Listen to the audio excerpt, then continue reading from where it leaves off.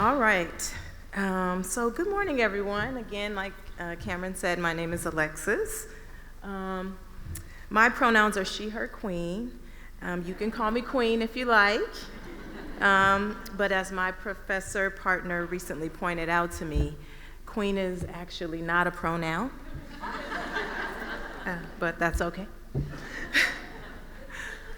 Before we get started, I'd just like to do a land acknowledgement.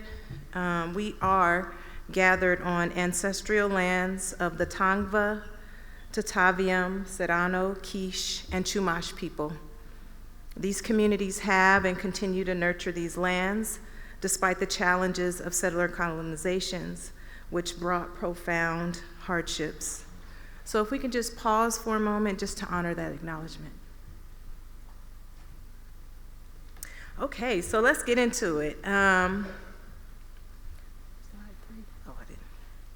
So as a queer, Black, cisgender female, my journey through both personal and professional worlds is painted in the vibrant colors of LGBTQ advocacy. My advocacy work has influenced policy, it's involved research, and working with LGBTQ plus communities and subcommittees, steering committees, task force meetings, just to name a few. With the advocacy that I've done, I'd like to think of myself as a bit of a rainbow warrior. Whether it's at my kids' school or along pride parades with an organization called Free Mom Hugs, or within my current role as the LGBTQ plus program manager for the Department of Children and Family Services. Every step I take is aimed at fostering inclusivity and understanding. Along the way, I'm so grateful for all the allies who have also supported this work. According to the Human Rights Campaign, allyship in the context of LGBTQ+ refers to the practice of heterosexual and/or cisgender individuals actively and intentionally showing up for and advocating for the rights, dignity, and the well-being of LGBTQ people. It involves standing in solidarity with my community, the LGBTQ+ community, amplifying our voices, and taking up space to challenge discrimination, prejudice, and systematic inequalities that we face. Allyship lies in the idea of fostering inclusivity, acceptance, and equity for LGBTQ+ people. But let's be clear, both rainbow warriors like myself and some of you that out there, and allies, also like some of you in the room, we're both crucial players in creating safer and more supportive environments where LGBTQ+ people can live authentically without fear of discrimination or marginalization. Both rainbow warriors and allies play a crucial role in the movement for equity when we actively support LGBTQ rights and issues. Which is why we challenge and fight against the anti-hate, anti-trans, don't say gay, or trans laws that exist out there. And what do? We say gay, okay? So how many rainbow warriors do we have here in the room? Yes.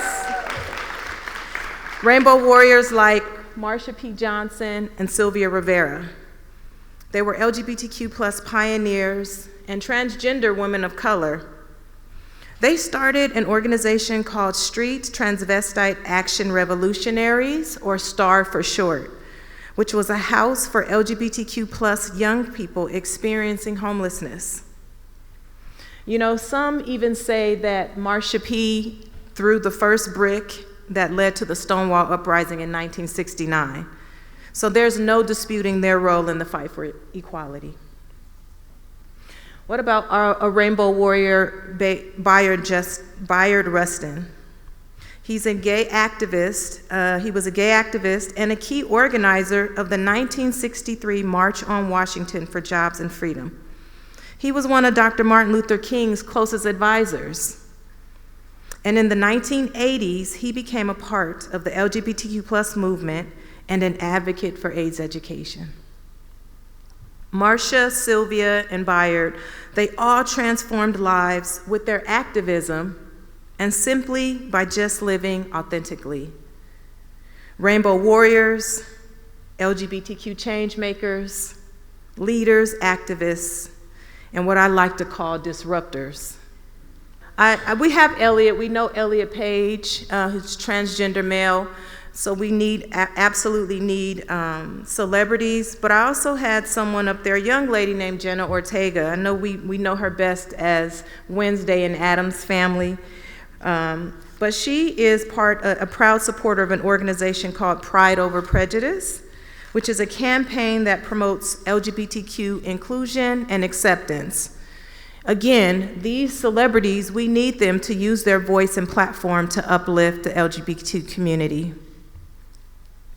Let me go through here. Same thing with Lady Gaga and then the Wade family. I particularly want to point out the Wade family. They have a daughter, Zaya, who is transgender.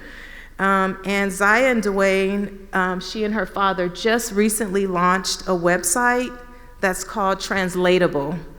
It's a safe space for LGBTQIA youth to express themselves, and it's a resource hub for parents, families, and support systems. So today, I'd like to show basically how, when the roles of advocacy with our Rainbow Warriors and allyships coexist, we save lives, we change lives. Again, we say gay. Let's first talk a little bit. I want to tell you a little bit about my advocacy in my kiddos' elementary school, okay? So these are my twins, okay? They're 9 and just recently promoted to 4th grade. They're in 2 days in of summer vacation, so just pray for us.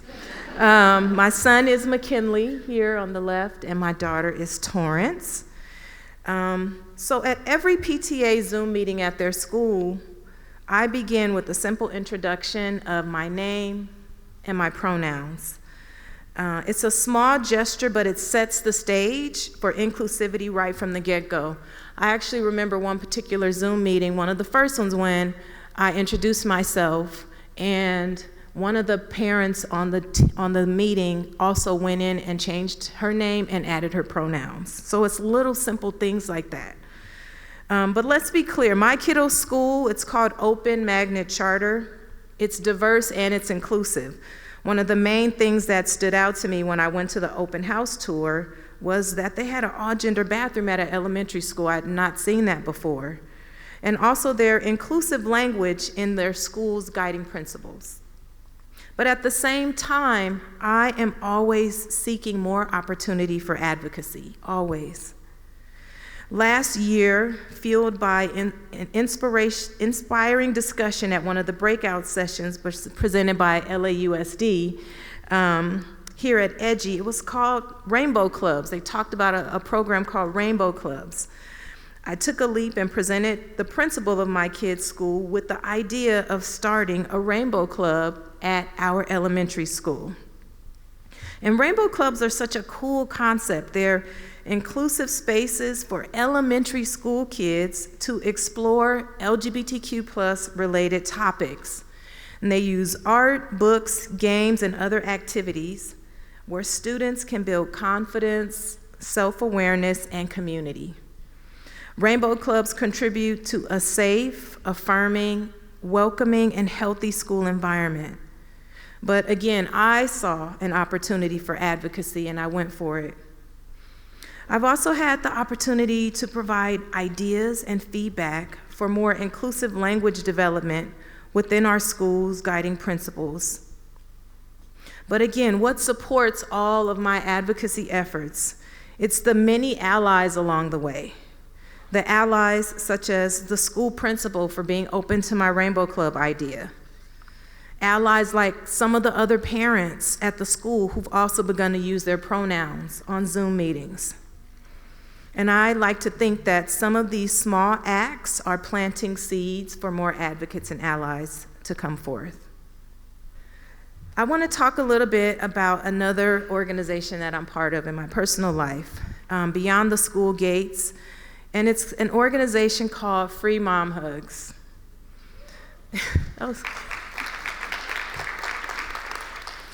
So this advocacy I do with Free Mom Hugs has been nothing short of heartwarming and soul-fulfilling. Free Mom Hugs is an organization where moms, dads, allies, rainbow warriors all come together at various LGBTQ events. We go to pride events, we go to LGBTQ weddings, we go to LGBTQ proms. We've even showed up and stood in the gap at affirming surgeries for folks who didn't have family. And we just offer hugs or a high five for some of the ones that are more reserved. And we just show up. Just imagine a simple hug and the words, "I love you, I see you." It provides such a huge impact. It lights up my day. According to medicinenet.com, a 20-second hug reduces the harmful effects of stress, it relieves blood pressure, and it ensures a healthy heart. So I want to show you a little bit about Free Mom Hugs. There's this energy exchange. It is a symbol. It's a sign of validation in your identity. It's intensely beautiful. We call it in Free Mom Hugs the spark. And it's where the connection of humanity happens, the essence of humanity. A hug gives love. A hug takes love. We empower the world to celebrate the LGBTQIA+ community through visibility, education, and conversation. And yeah, we still give hugs. Our youngest son is Parker, is part of the reason why we're here. He spent his whole life trying to come out to me, and I didn't take the news very well. But when he turned 21, he met someone, and that's when we faced the reality that I have a gay son. When Parker came out of his closet, I went into mine, and I had to really re-examine everything that I believe. That prompted me to make the homemade button that read Free Mom Hugs. And I went to a Pride festival with that button on my sundress. And the first hug that I gave was to a beautiful young woman who said that it had been 4 years since she got a hug from her mother. And that moment, I knew there was something profound. We got together, some other moms, and we just started pouring into the community. And we started offering gift cards for gas or for basic needs like a mother would. And that started the first Free Mom Hugs chapter in Oklahoma City. What I love about having the chapters where they're at is that what California needs is different than Kentucky. We have 50 chapters. Every state has a chapter. We welcome moms, dads, friends, and allies, whether it's showing up at Pride festivals with a banner or preparing care packages for the community who might be feeling alienated. We provide educational resources to civic, faith, and business leaders. What Free Mom Hugs can really do is show the possibility that you can still have family in your life that love you, even if the ones that you're living with right now aren't showing that. And I just wish I had that growing up, and I didn't. Especially for these queer and trans youth, I was one of those youth back in the day. I was homeless for 3.5 years. All of a sudden meeting Free Mom Hugs and having that hug and having someone validate my identity. To have the support of Grant Thornton to be a Purple Paladin will allow us to support our chapters, to grow our group of allies, and to really make a difference in the world around us. Just one person. You could be that one person. I'm that one person. And what a difference one person can make.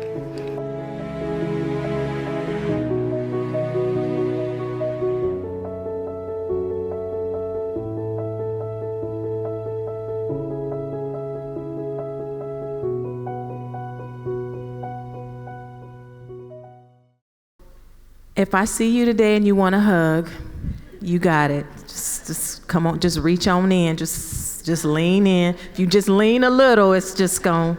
I'm hugging today. But can you imagine being that one person to make a difference in an LGBTQ+ young person's life? Just one person. Because the reality is that for some of these kids, they've never heard the words, I love you. I'm getting emotional, but it's true. Receiving an affirming hug from a caregiver, a resource parent, a social worker, it's powerful. It's powerful.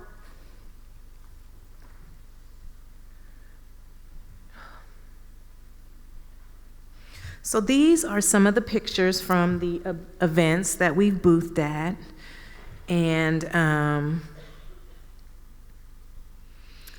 you know, what's been so great, I'm so honored. My kids and my partner have been able to be there at some of these events with me. It's so fun. They're there passing out pronoun pins, walking with me in parades, and even giving out their own affirming hugs. Involving my children in Free Mom Hugs not only teaches them about the importance of acceptance, but also about active participation in community support and allyship. They've learned to approach these events with open hearts and minds, often coming away with stories and experiences that shape their young perspectives on the world. Thank you. And for Free Mom Hugs, again, couldn't have the tremendous impact that it has without all the Rainbow Warriors and the allies joining together. We have to do this together. We say gay. So now I'm going to talk about the professional work that I've been honored and privileged to be able to do. My professional journey at DCFS kicked off after I graduated from UCLA in 2000 with my MSW, go Bruins. And as a proud queer woman, I remember walking in there just eager, you know, like I was just open about who I was. And back then, we didn't have any LGBTQ practices. We didn't have an infrastructure in place. But in 2018, everything changed when the LA County Board of Supervisors tasked DCFS with enhancing supports for LGBTQ+ youth. I was able to join a volunteer LGBTQ+ task force, and it inspired me to propose LGBTQ+ practice change in my role as a program monitor. I coordinated and developed an LGBTQ+ conference for over 30 community-based organizations. I was able to create an LGBTQ+ SOGIE training, which is our sexual orientation and gender identity and expression training, to equip those organizations with knowledge and tools for engaging with our LGBTQ+ clients. And finally, I developed a SOGIE data documentation system for those organizations so that they can capture the SOGIE data. And they now use that data to help inform their program practice. As members of this task force in 2020, we were able to develop our first DCFS LGBTQ+ children non-minor dependent policy. We had not had a policy before 2020, but we have one now.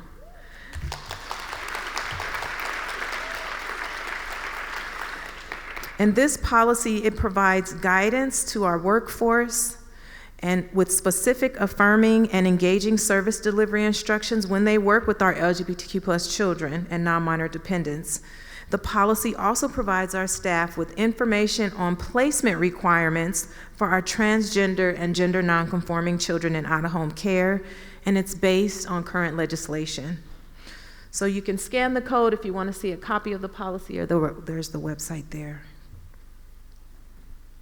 I want to walk just briefly with you a little bit through a timeline of how our DCFS department-wide LGBTQ practice changes have taken place just in the last 4 years, okay? So in 2020, we developed our DCFS Office of Equity infrastructure. And within that OOE infrastructure, we have 3 program pillars.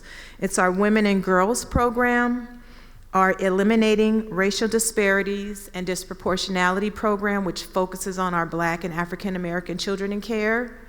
And then it has my program, the LGBTQ+ program. Yes. Collectively, our Office of Equity centers on the principles of engaging, affirming, and celebrating the intersecting identities that make people whole, right? We are not just one thing. In 2020, we are in LGBTQ+ program, we developed goals and strategies, and we launched a department-wide RISE training where we provided all DCFS staff, all staff, with LGBTQ+ 101 knowledge and tools, and we taught them ways on how to engage all the families that we come in contact with. Every client that comes to our department, we taught our staff how to engage our clients around their SOGIE in an effort to show families that we touch that we are safe and we are affirming. In 2021, our focus shifted a little bit to more awareness and education at DCFS. We kicked off an annual See Me event where we bring together community members, stakeholders, and LGBTQ+ youth. We also introduced in that year our DCFS LGBTQ+ toolkit training. And in this training, we train our workforce on the importance of LGBTQ+ engagement. We train them on how to document SOGIE, sexual orientation and gender identity, in our DCFS system.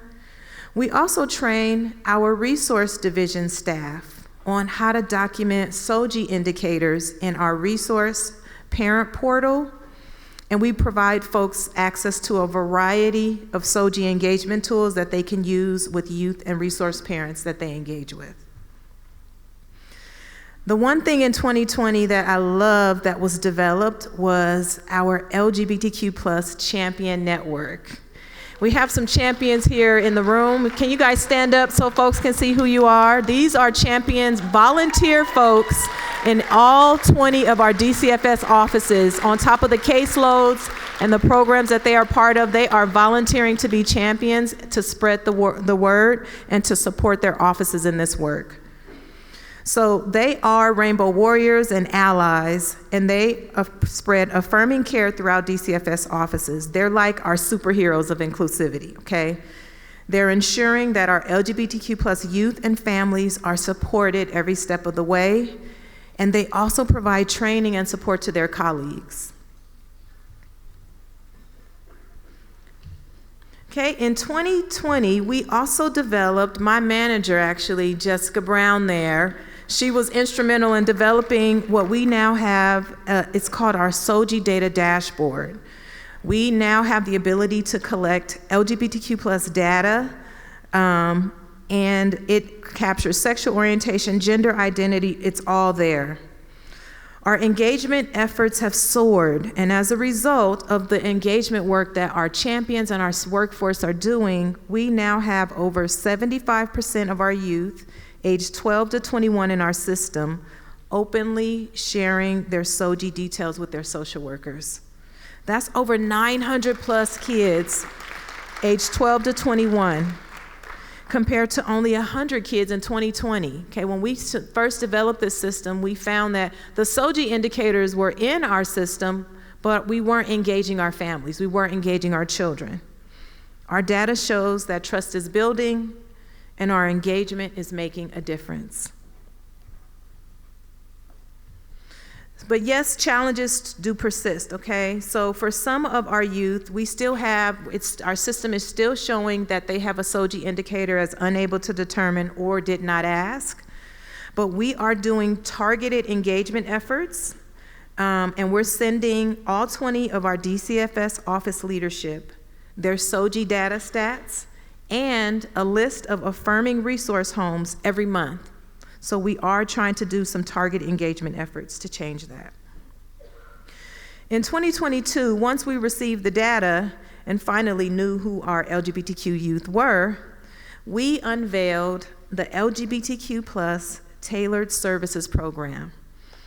Yes, yes, yes, yes, that's my program, that's my program. It's a groundbreaking program that is connecting our DCFS LGBTQ youth and families with specialized supports from 3 LGBTQ agencies. Penny Lane is one of them. Yes.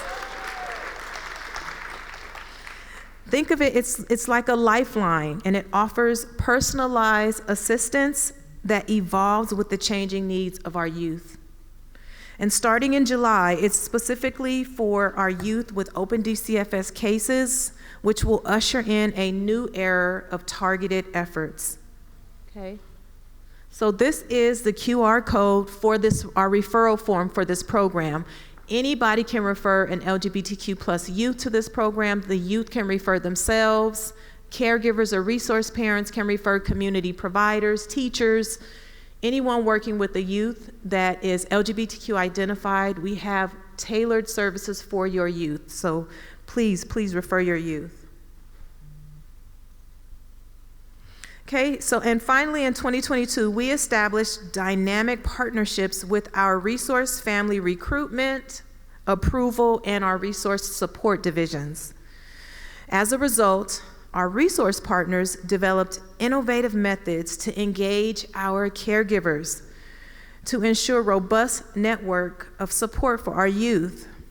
A pivotal push was they distributed a comprehensive countywide survey where we reached every current and prospective caregiver to gauge their readiness in providing affirming care. Responding to valuable input from our staff, we crafted an informative one-page flyer detailing affirming care practices, and it includes local, state, and national resources. Notably, our Resource Family Support Division took proactive steps to re-engage foster resource parents, rallying them once again and extending their homes and their hearts to our LGBTQ plus youth. We collaborated with our IT team, and we came up with a streamlined monthly report where we spotlight affirming caregivers. The results speak volumes. A remarkable 191 new affirming homes have been identified since October of 2022. Yes. And this brings our tally. We now have over 800 affirming homes that demonstrate an unwavering commitment to enhancing the lives of our LGBTQ youth. That's a lot of affirming homes.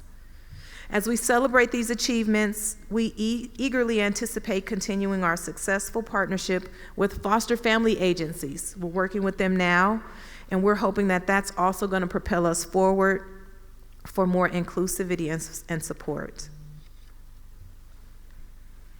Okay, in 2023, we focused on building community by developing a new tailored services contract with feedback from our agencies and staff. And this new contract is going to emphasize stronger partnerships so we can support our social workers who are serving our LGBTQ youth. 2023, we hosted our second annual See Me event, and the theme expanded to See Me, Hear Me, This Is Me. We also began starting a lot of work, and this is going to be a lot of groundwork with our faith-based program to really define what it means to be an affirming ministry. So we're doing some of that work now. And we updated our LGBTQ plus policy in 2023. We also developed significant strides in affirming healthcare by collaborating with health services, public health, mental health, and DPSS, where we established the Gender Health Coalition.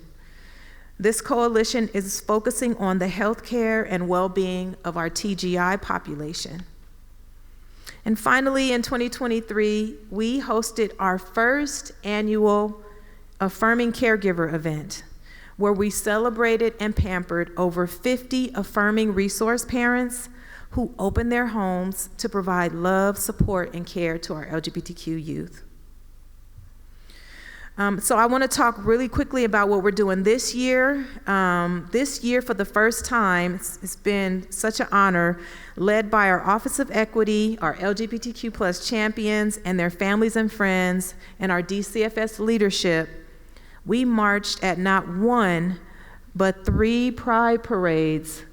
We had a picture of an updated slide, sorry, but we marched in 3 pride parades this year, and DCFS has never, ever marched in a pride parade. So it was really, really pivotal.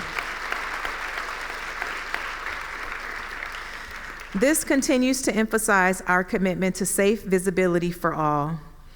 Our inaugural Parade participation was at Long Beach Pride in May, and then in June we participated in WeHo and LA Pride.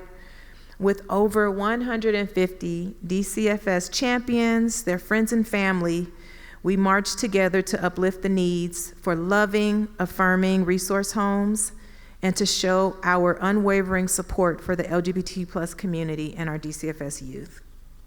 Some upcoming things this year for DCFS, hosted by my program, the LGBTQ program. Tomorrow we're taking 19 of our tailored services youth to Dodger Pride Night for the first time, so that's gonna be so fun. We're also celebrating for the first time any DCFS LGBTQ graduate. We have a program called Celebration One every year, and we're gonna go and have a table at this event and provide them with rainbow cords and rainbow pins for all of our graduates. We're having our second annual Affirming Resource Parent Appreciation and Recruitment event. We're gonna use it as a recruitment opportunity in September. In October, we're gonna have our third annual See Me event, which is entitled See Me, Hear Me, Affirm Me, From Surviving to Thriving. And then this year, we want to be intentional about some of the interdepartmental engagements that we want to do with our DREAM unit, or what was formerly called the Commercially Sexually Exploited Children's Program. One of their program managers, Jennifer, is here. And then also we want to do some work with our Youth Development Service program. We have a lot of exciting things on the horizon, including some goal setting and intentional work with our trans and non-binary population. We also want to work with developing more community pathways with grassroots LGBTQ organizations. We're thrilled about all the work we have ahead. Within DCFS, our LGBTQ task force, our Office of Equity, our champions, our countywide workforce, we are an army of rainbow warriors and allies. With our ongoing efforts, we continue to say gay. So with all the work being done and all that I've shared, I really want to share some statements from our workforce, from some of our youth and some of our caregivers, because I think when you see their words, it means more than what I'm saying to you. But these individuals, our staff, are participating in the Tailored Services Program. This will give you a glimpse into how staff and clients feel about the SOGIE engagement efforts. And I want to point out one thing, that these efforts don't just have a positive effect on our clients, but it also has a positive effect on some of our staff. And I'm just going to read some statements because I don't know if this is the current slide, but some of the staff have said some pretty powerful things as far as how having this Office of Equity has transformed their lives. Some of their statements include, someone said that this was the first event where they felt safe bringing their partner to a work event, okay, when they participated in the Pride Parade. Another staff person said that their children recently came out to them, and this was the first Pride event that they went to together. Another staff member said that this was their first Pride ever, and they were overwhelmed with the whole experience. So this SOGIE engagement, this transformation that the department is doing, where we're shifting to being inclusive and engaging all of our clients, it's not just transforming our clients, but it's also transforming our workforce. We had one of our non-binary youth, that's part of our Tailored Services Program, came out and participated with us and walked in all 3 of the Prides with us. Their name is Miguel, or they go by Angelica, and they did flag twirling in front of our banner and walked with us at all 3 parades. So it's reaching these youth, it's supporting these youth, it's allowing them to be in spaces that align with their SOGIE. And it's a beautiful thing to participate in activities like that where the youth want to be part of it. So why does all this matter? Why is advocacy and allyship so crucial? Well, according to the Trevor Project 2024 National Survey, on mental health of LGBTQ youth in society between the age of 13 and 24, LGBTQ young people report lower rates of attempting suicide when they have access to affirming spaces and communities. And transgender and non-binary young people report lower rates of attempting suicide when all the people they live with simply respect their pronouns. A simple thing. And also when they have access to gender-neutral bathrooms. Allyship and advocacy saves lives.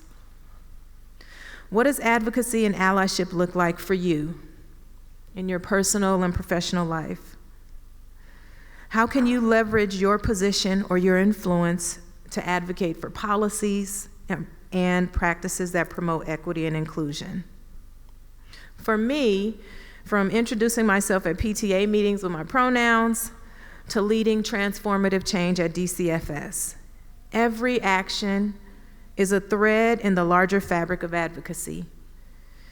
And remember, whether it's through a high five, a hug, a policy change, every little bit counts in our journey towards a more inclusive and equitable society.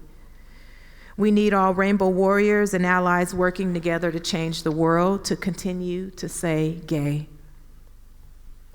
And to quote the great Bayard Rustin, we need in every community, everywhere, a group of angelic troublemakers. Are you one of those angelic troublemakers? Thank you for letting me share space with you today. This is the link to our DCFS website and my contact information. Also, if you Google the words DCFS LGBTQ+ and see me, then it will also bring up our website. Happy Pride, everybody. Thank you so much.